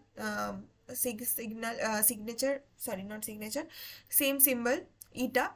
But right now in this question they have separately mentioned it, so we'll write now. The formula remains the same, but the terminology we are changing as COP, okay, for the sake of this question. So for a Carnot engine and for a refrigerator, these efficiency and COP is mentioned. So let's say for the Carnot engine the efficiency is eta and the COP is the efficiency, depicts the efficiency of the refrigerator. Eta R is equal to, let's say, eta prime or eta R we can say. This is the COP of the refrigerator.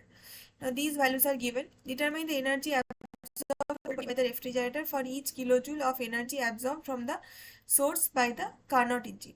Now we can see from the schematic that these two systems are combined together. This Carnot engine and this Carnot refrigerator is combined together. This is together as a conjugate system. And how it is working is that first of all the Carnot engine is taking out Q1 heat at the source temperature T1. So T1 is greater than T2 here. Then it is converting partially into work done, which is W1 amount of work done that the engine converts from the heat Q1, and the excess heat Q2 is dumped into the reservoir of T2. And now the second part comes where the Carnot refrigerator, it has to extract Q3 amount of heat from the cold body, which is T3 is less than T4 here. So it is extracting Q3 heat from the cold body at T3. And so the external work done it will need for that is coming as W1, which was obtained from the Carnot engine previously. So W1 that is we get as an output of the Carnot engine system is getting fed into the input of the Carnot refrigerator as the external work done. So that is how these systems are combined together, that this work output from the Carnot engine is used as the work input for the Carnot refrigerator, and the total heat is again getting dumped into the sink, which is T4. So basically we have to utilize both the formula of Carnot engine and Carnot refrigerator, and finally you have to find out what they have mentioned in the question is that how much energy is absorbed from the cold body, which is Q3.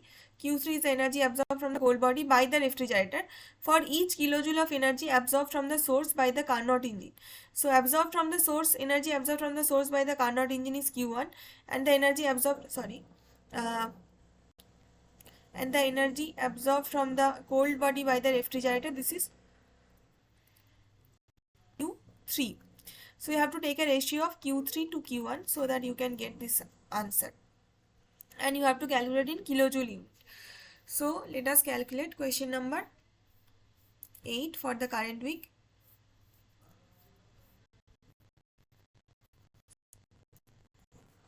So question number 8 is that eta Carnot equal to W1 Q1. As I have discussed it already earlier, so I will not again repeat this. This is the simple formula for the efficiency of a Carnot engine. So I think you all are familiar with this till this point. So this is Q1 minus Q2 by Q1. This is given in the question as 0.6. Okay. So in this case, your W by Q1 is 0.6. So W1 is Q1 into 0.6 from the Carnot engine. Now for the Carnot refrigerator, eta R is equal to a COP of the refrigerator is equal to given as 5. So this we know the formula is how much heat it can extract from the cold part and work done that is required to for doing that. This is Q3 by W1 is equal to 5. So in this case your W1 becomes Q3 by 5 from the Carnot refrigerator part. So from this and this, because W1 is the same for both, W1 that is obtained as an output from Carnot engine is fed into the input of the refrigerator. So W1 will be common. So Q1 into 0.6 will be Q3 by 5. Now in the question you are asked about the ratio of Q3 by Q1. So you do that. So this is just 0.6 into 5, which is 3 kilojoule, because all these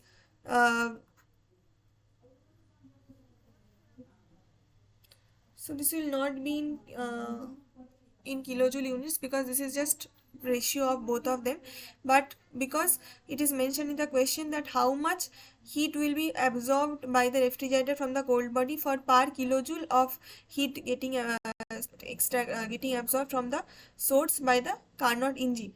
So because of that we say that for each kilojoule of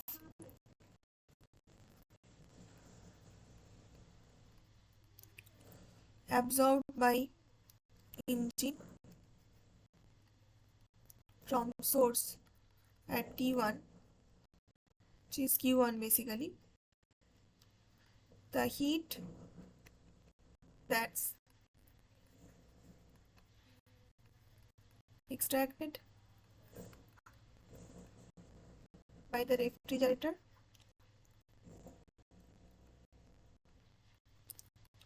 from the cold body as temperature T3, which is Q3, will be 3 kilojoule, because the ratio is 3, and for each kilojoule, or if Q1 is 1 kilojoule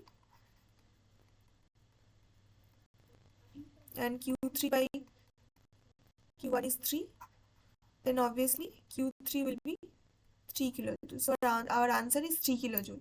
So let us check the answer and mark the correct option.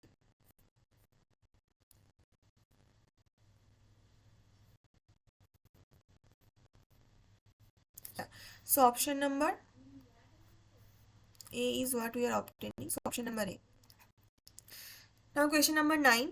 The criteria of a process to be reversible is that it must be.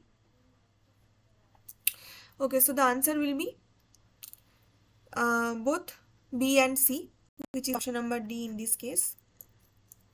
Because for a process to be reversible means if you change the direction or reverse the direction of the process by a very small amount of change in its surrounding, so that it is exactly coming back to its original state, then we call it a reversible process, right? So that means it has to be first of all non-dissipative, because if there is some dissipation then it will never be reversible. The forward path and when it reverses back will never be the same if there is a dissipation involved inside, right? And also it has to be quasi-static. Quasi-static means it is not exactly static and not exactly dynamic. It is close to static in the sense that you are changing the parameters of the external surroundings in such a slow manner that almost at each point of time it is deviating very slightly from the equilibrium, and at each point of the time when it is getting reversed into the path, the surroundings parameter is not changing much. So that is in the quasi-static mode, and that is obviously a required criteria for reversible process to happen. And non-static is not a criteria, because if it is non-static that means the parameters are changing dynamically, so then it will not remain a reversible process. So our correct answer will be both B and C. It has to be both non-dissipative and quasi-static. So question number 9 is done. And the final question is again question number 10. There is a schematic given and we have to utilize the idea of Carnot engines and maybe Carnot refrigerator if we'll see if that is needed. But in this case both are engine 1 and engine 2. So both are Carnot engine types basically. And we have to consider a combined system of two engines, two Carnot engines working together, and calculate what is the thing that is asked in the question. So the question is, an engine having an efficiency of 0.6 has an exhaust which is used to drive another engine with an efficiency of 0.4. What is the efficiency of the system of two engines as a whole? That means as a combined. So in the question it is given the first engine, engine 1, has an efficiency eta 1 is equal to 0.6. So it has a source T1 and the exhaust is T2. T1 is greater than T2 because this is the source and this is the exhaust, and Q1 heat is it is taking from T1, and Q2 is a heat that is it is getting into the dumping into the exhaust, and W1 is the work output from engine 1.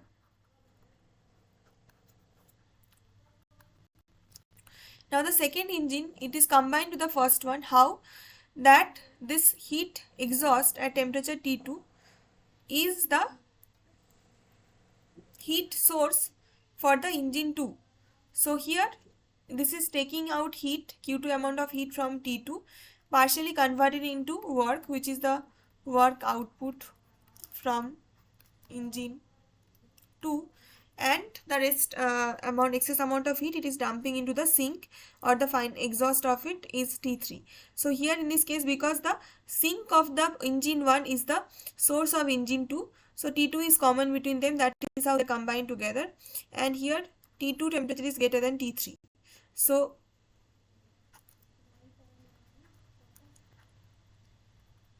sink of engine 1 is the same as source of engine 2, and they are asking what is the efficiency of two engines as a whole. So efficiency is basically individual efficiencies are given. Eta 1 is equal to engine 1 efficiency, and eta 2 is the engine 2 efficiency, which is given as 0.4. So the combined efficiency will be not a simple addition of eta 1 eta 2.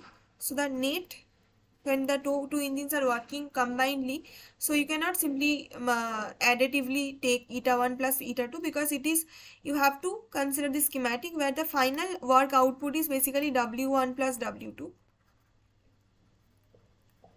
This is the final total work output from both 1 and 2 engine. And what is the main heat that is absorbed in the source is Q1. Why Q1 is basically because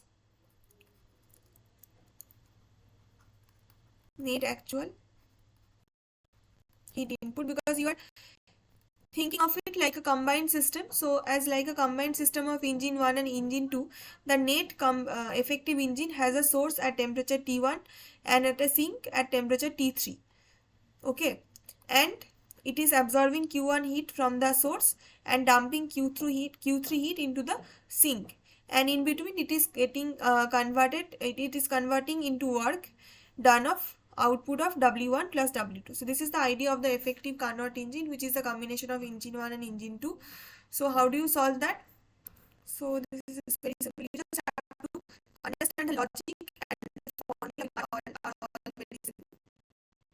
This is question number 10. Is saying that the net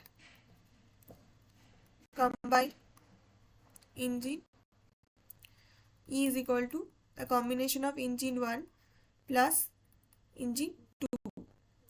So it is absorbs Q1 heat from source at T1,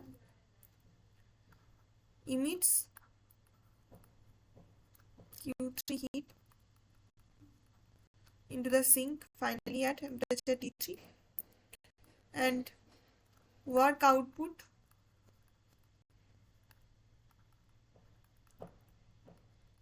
W1 plus W2 is equal to W. So first of all, eta 1 is the efficiency of engine 1, which is work output W1 by the heat input Q1, which is given as 0.6. So W1 is equal to 0.6 Q1, which is again same Q1 minus Q2, because you know all this from the Carnot engine formula. So in this case you have your Q2 is equal to 0.6 Q1 minus 0.6 Q1 plus Q1, which is 0.4 Q1. And for this engine 2, the efficiency is 0.4. So your W2 by Q2 is equal to 0.4. So W2 is equal to 0.4 into Q2. And here from you can express it into all Q1 terms. So this is 0.4 into Q2 substituted as 0.4 Q1. So this is 0.16 Q1. So W2 is given and W1 is also given in terms. So what you have is that net eta is equal to W1 plus W2 by Q1. So W1 as 0.6 Q1 and W2 as 0.16 Q1. This is the heat absorbed is Q1. So this is 0.76 Q1 by Q1. So this is 0.76 is the final answer. This is the combined engines efficiency 0.76, and the answer key will be probably matched with C. So verify from the question given. Yeah, so 0.6 is the exact answer that you are getting. So option number C is the correct answer. With this, we got 10 problems of the current going assignment. And as I said, assignment which will be useful for you to learn, in the sense that it will be helpful to understand and have more grip about the type of problems that you are given here. So let us start from the end. So in the past week's current practice assignment, you have this common question that the criteria of being a process reversible, that is already done. D, both quasi-static and non-dissipative, so it is already done. Then for question number 9 is a Carnot cycle is operating between a source of temperature T1 and sink of temperature T2. Then what is the most effective way of increasing the efficiency of the engine? So now this question is interesting. Let us solve it by the side of it. Okay. So you know that for Carnot engine, the efficiency eta has a formula of 1 minus T2 by T1 in terms of temperature, where T2 is the source sink temperature and T1 is the source temperature. Now because this is 1 minus T2 by T1, so eta to increase, you have two different options. So eta to increase, so this 1 minus this thing will have to increase. That means this term after minus has to decrease so that eta increases. So T2 by T1 should decrease. And how do you do that? There are two possible options. Two options for T2 by T1 to decrease. So one is decrease the sink temperature T2. The second one is increase the source temperature, which is T1. Why? Because if you increase the source temperature T1, then 1 by T1 will decrease, so then T2 by T1 will decrease. But if you keep T1 fixed and decrease T2, then also directly T2 by T1 will decrease.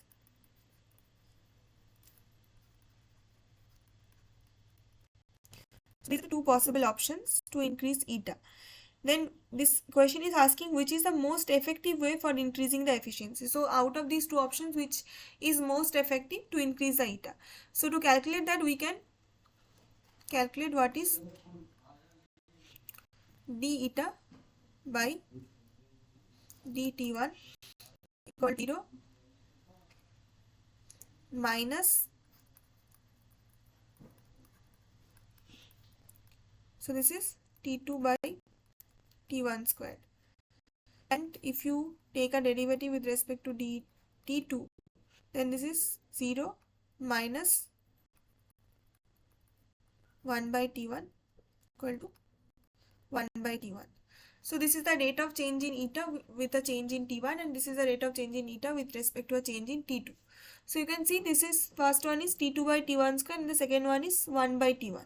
So obviously your T1 is greater than T2. So but then T1 squared is even greater than T1, right? So if you have a T1 square term in the denominator, so it will be T1 square would be a greater value of denominator compared to this denominator of T1 in the second case. So because in the first case the denominator value is much higher, so it will reduce the actual value, because this is in denominator higher means the whole term comes down. So d eta by dt1 will be less than d eta by dt2. That means if you change your T2, then the rate of change in the efficiency eta is much greater compared to the change in eta with the change in T1. So the most effective way is to change T2 or here to decrease T2. So that is our answer. Let us check. So decreasing T2 is our answer, which is option number C. This is also the correct answer. So we are done. Now question number 8 is about a Carnot cycle operating between 1400 and 30 degrees centigrade receives a heat of 4.2 kilojoule, then calculate the work obtained from the engine. So I will not be solving entirely because this is again same type of problem, but I will just write down the different terms and you just have to directly use a straightforward formula. Now Carnot engine operating between, always a higher temperature is the source temperature, which is T1 is 1400 degrees centigrade. You can convert it into Kelvin. Okay, and the sink temperature is the lower one, which is 30 degrees centigrade. So convert it into Kelvin. It receives a heat of 4.2 kilojoule. Receives a heat means it is absorbing that heat. So Q1 is 4.2 kilojoule. Then calculate the work that is obtained from the engine. So what is W that you are asked in this question? Now how to solve this? This is very simple because you know the efficiency of the Carnot engine formula is W by Q1. And another formula is 1 minus T2 by T1. So here T1 you put in Kelvin terms and calculate what is 1 minus T2 by T1, and then you know W1, Q1, so you can just directly get W by substituting values of these known terms Q2, T2, T1 and Q1. This is the accepted answer here is A, so you can cross verify that whether you are getting that or not. Similarly for problem number 7, if you see that it is a refrigerator problem, that refrigerator is working between temperature of melting ice and that of outside temperature of 17 degrees centigrade. Then calculate the energy required to freeze 1 kg of water at 0 degree centigrade given the latent heat of melting is 330 joule per gram. So this is a refrigerator problem, and so you already know how refrigerators work and what is the efficiency formula.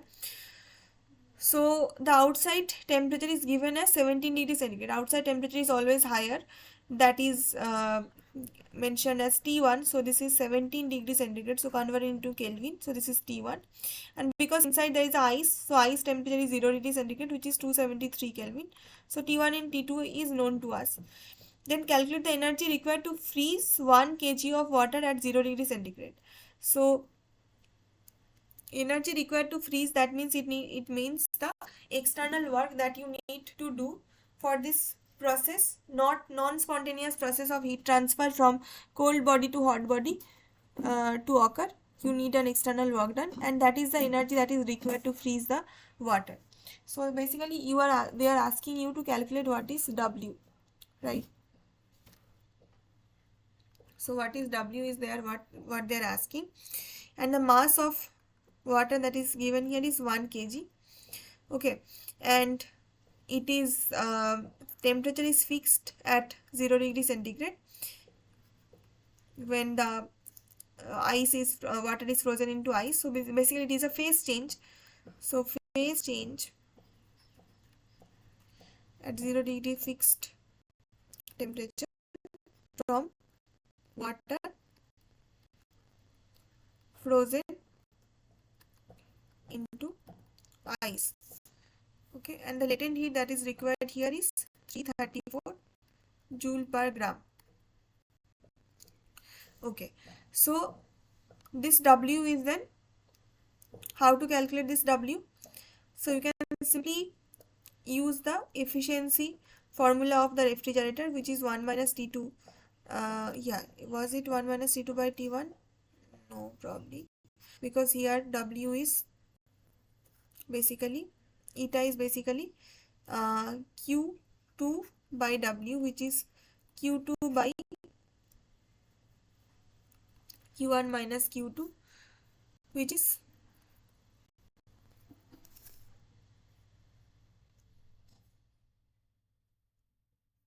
T2 by T1 minus T2, which is like 1 by T1 by T2 minus 1. Okay, so I am roughly doing this because you already know the formula. You can do it for yourself. So this is eta, and eta is also Q2 by W. You need to find out what is W. Remember here Al is Q2 because Al is the latent heat that is required to be extracted from the water for it to be frozen into ice. So this will be the same as the heat extracted from the cold body, which is Q2.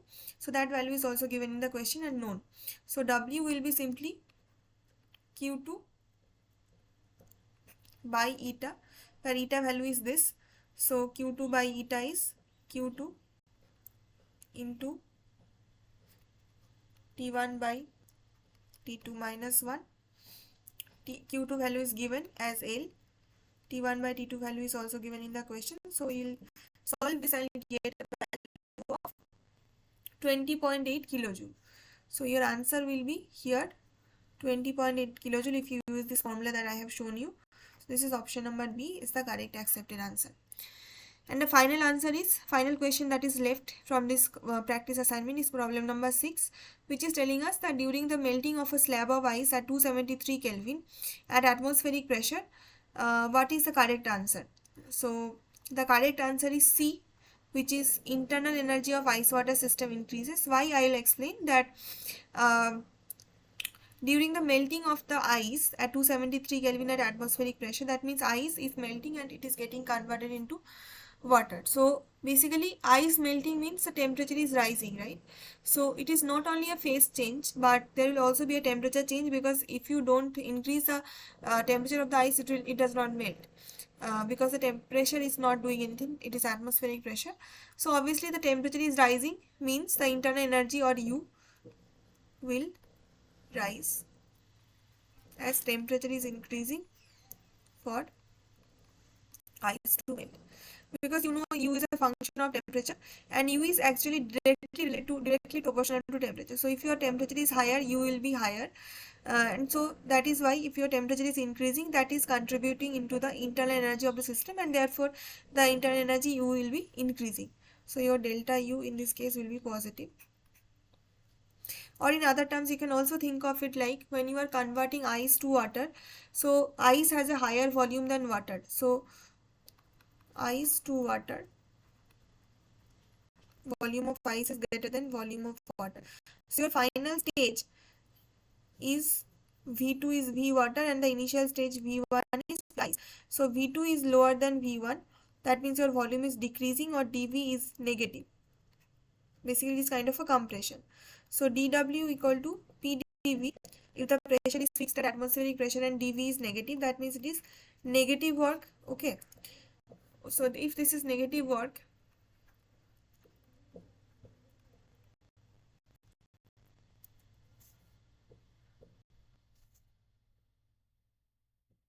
so negative work means dW is negative, and in this case we are getting du is positive because it is like it has to compensate for that. If work is done on the system, then its internal energy will rise because the temperature will rise, and in this case delta U will be greater than 0. So this will be the correct answer. So questions common, so not exactly 20, but we have solved all the questions from both the practice weeks assignment, which is this one starting from here, and the current week's assignment questions are also done. So we are finished with this tutorial, and we'll meet in the next tutorial.